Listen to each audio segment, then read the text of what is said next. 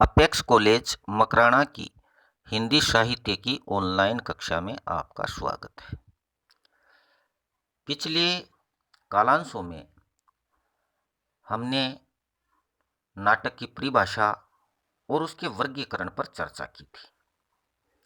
अब आज का जो विषय लेते हैं वो है एकांकी, यानी एकांकी की परिभाषा, और इसके साथ साथ उसके स्वरूप पर भी हम टिप्पणी करेंगे, यानी उसके स्वरूप का भी संक्षेप में विवेचन करेंगे। तो एकांकी की परिभाषा, तो इसमें देखिएगा कि हिंदी साहित्य में एकांकी को नाटक का ही एक भेद माना जाता है। हिंदी साहित्य में एकांकी को भी नाटक का ही एक भेद माना जाता है। तो वस्तुतः ये पाश्चात्य प्रभाव वन एक्ट प्ले का रूपांतरण है, यानी ये वास्तव में एकांकी क्या है? वन एक्ट प्ले, इसका ही एक रूपांतरण है। यद्यपि आधुनिक हिंदी एकांकी पर पाश्चात्य प्रभाव दिखाई देता है, तथापि उस पर संस्कृत के नाट्य रूपों का भी प्रभाव है। संस्कृत में भाण, व्यायोग, प्रहसन, वीथी, नाटिका, गोष्ठी, भणिका, हल्लीश, अंक आदि नाटक के भेद उपभेद बताए गए हैं। इनमें या उनसे हिंदी एकांकी पर्याप्त मिलती जुलती है। तो नाटक का ही एक भेद होते हुए भी साहित्यिक विद्या के रूप में एकांकी अपना स्वतंत्र अस्तित्व एवं विशेषता रखती है। आधुनिक हिंदी गद्य साहित्य में एकांकी विद्या का बहुत ही उच्च स्थान है, अन्यतम स्थान है। यानी वैसे देखें तो एकांकी नाटक का ही एक भेद है, परंतु ये अपने आप में एक साहित्यिक विद्या के रूप में भी स्वतंत्र अस्तित्व रखती है। तो इस प्रकार एकांकी यानी एकांकी की परिभाषा में अगर देखें तो पाश्चात्य विद्वानों ने एकांकी के स्वरूप पर शास्त्रीय ढंग से विचार किया। पाश्चात्य विद्वानों ने एकांकी के स्वरूप पर शास्त्रीय ढंग से विचार किया। यानी सिडनी वोक्स ने लिखा है या कहा है कि एकांकी साहित्य की वह नियंत्रित और संयमित विद्या है जिससे एक ही घटना को इस प्रकार अभिव्यक्त किया जाता है कि उसके प्रभाव एक से पाठकों और दर्शकों का मन आकृष्ट और आक्रांत हो जाए। यानी सिडनी वोक्स के अनुसार क्या है? सिडनी वोक्स के अनुसार एकांकी है वो साहित्य की वह नियंत्रित और संयमित विद्या है जिससे एक ही घटना को इस प्रकार अभिव्यक्त किया जाता है कि उसके प्रभाव एक से पाठकों और दर्शकों का मन आकृष्ट और आक्रांत हो जाए। इसी प्रकार एक अन्य पाश्चात्य विद्वान पिंकल्ड ईटन का मत है कि एकांकी की प्रकृति ऐसी ही होती है।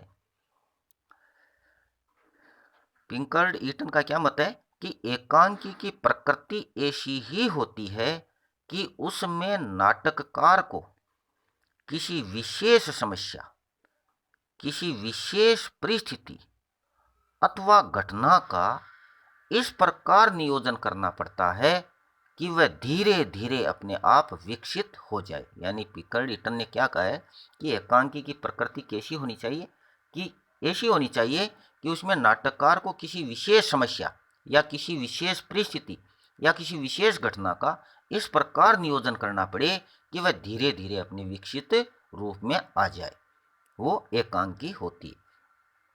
हिंदी के मूर्धन्य विद्वानों एवं समालोचकों ने एकांकी की परिभाषा स्पष्ट करने की चेष्टा की। यानी ऐसा नहीं है कि सिर्फ पाश्चात्य संस्कृति के या पाश्चात्य विद्वानों ने ऐसा किया है, हिंदी साहित्य के लेखकों ने भी, एकांकीकरणों ने भी ऐसा किया है। उनके अनुसार उन्होंने भी एकांकी की परिभाषा स्पष्ट करने की चेष्टा की। यानी हिंदी साहित्य कोश भाग 1 के अनुसार, हिंदी साहित्य कोश भाग 1 के अनुसार क्या है कि एकांकी नाटक साहित्य का वह नाट्य प्रधान रूप है। एकांकी है वो नाटक साहित्य का वह नाट्य प्रधान रूप है जिसके माध्यम से मानव जीवन के किसी एक पक्ष, किसी एक चरित्र या किसी एक कार्य या किसी एक परिपार्श्व या एक भाव की ऐसी कलात्मक व्यंजना की जाती है कि एक अविकल भाव से अनेक की सहानुभूति और आत्मीयता प्राप्त कर लेते हैं। यानी हिंदी साहित्य कोश भाग 1 के अनुसार एकांकी की क्या परिभाषा बताई गई है? उसके अनुसार यह परिभाषा बताइए कि एकांकी नाटक साहित्य का वह नाट्य प्रधान रूप है। यानी एकांकी नाटक साहित्य का वह नाट्य प्रधान रूप है जिसके माध्यम से मानव जीवन के किसी एक पक्ष, यानी जिसके माध्यम से मानव जीवन के किसी एक पक्ष, किसी एक चरित्र, किसी एक कार्य, किसी एक परिपार्श्व, किसी एक भाव की ऐसी कलात्मक व्यंजना की जाती है कि एक अविकल भाव से अनेक की सहानुभूति और आत्मीयता प्राप्त कर लेते हैं। डॉक्टर रामकुमार वर्मा ने एकांकी की परिभाषा के लिए क्या लिखा है? उनके अनुसार एकांकी में विस्तार के अभाव में प्रत्येक घटना कली की भांति खिलकर पुष्प की भांति विकसित हो उठती। यानी डॉक्टर रामकुमार वर्मा के अनुसार एकांकी में क्या होता है? विस्तार के अभाव में प्रत्येक घटना कली की भांति खिलकर पुष्प की भांति विकसित हो उठती है। उसमें लता के समान फैलने की क्षमता नहीं होती। यानी उसमें एक बेल के समान, एक लता के समान फैलने की क्षमता तो नहीं होती, परंतु वो पुष्प कली की भांति, यानी जिस प्रकार कली खिल करके पुष्प बन जाती है उसी प्रकार एक घटना है वो भी खिल करके पुष्प बन जाती है। एकांकी में एक ही घटना होती है और वह घटना नाटकीय कौशल से ही कौतूहल का संचय करते हुए, यानी एकांकी में एक ही घटना होती है लेकिन वह घटना नाटकीय कौशल से ही कौतूहल का संचय करते हुए चरम सीमा तक पहुंचती है। क्या करती है? चरम सीमा तक पहुंचती है।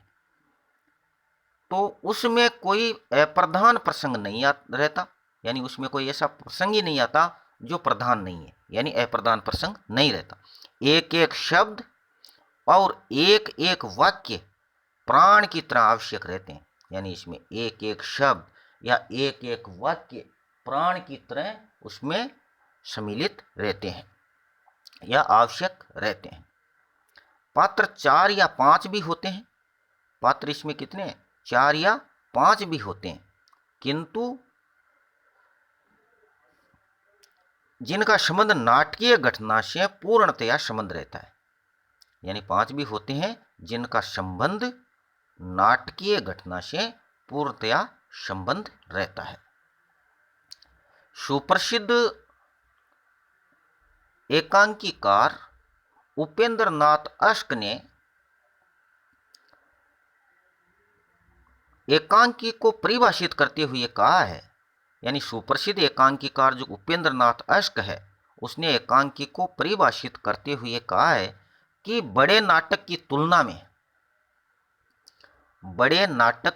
तुलना में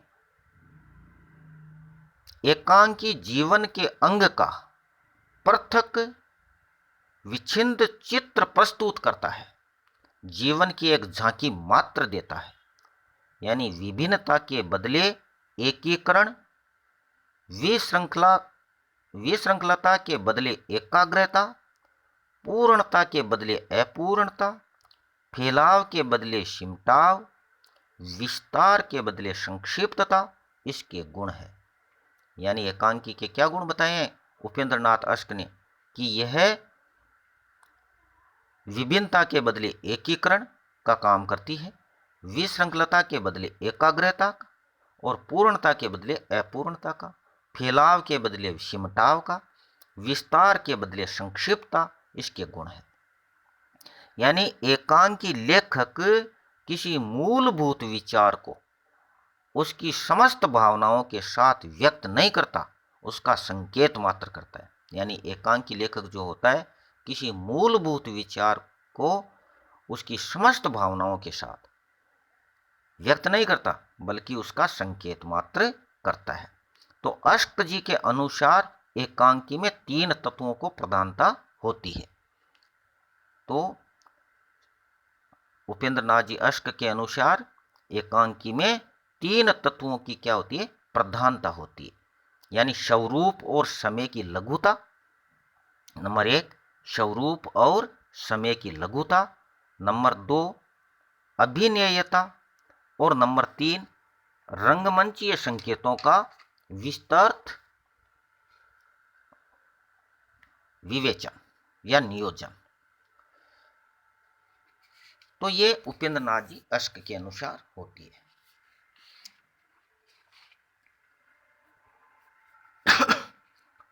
इसी प्रकार एकांकी को परिभाषित करते हुए डॉक्टर नगेंद्र ने अपने आधुनिक हिंदी नाटक नामक ग्रंथ में एकांकी की परिभाषा को इस प्रकार प्रस्तुत किया है कि एकांकी में हमें जीवन का क्रमबद्ध विवेचन न मिलकर उसके एक पहलू या एक महत्वपूर्ण घटना, एक विशेष परिस्थिति अथवा एक उद्दीप्त क्षण चित्र मिलेगा।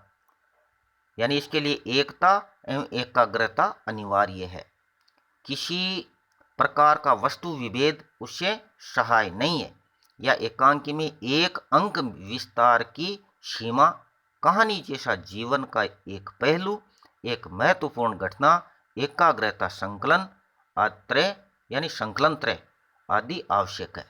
यानी इस प्रकार पाश्चात्य एवं विविध भारतीय विद्वानों ने एकांकी को परिभाषित करने की चेष्टा की है।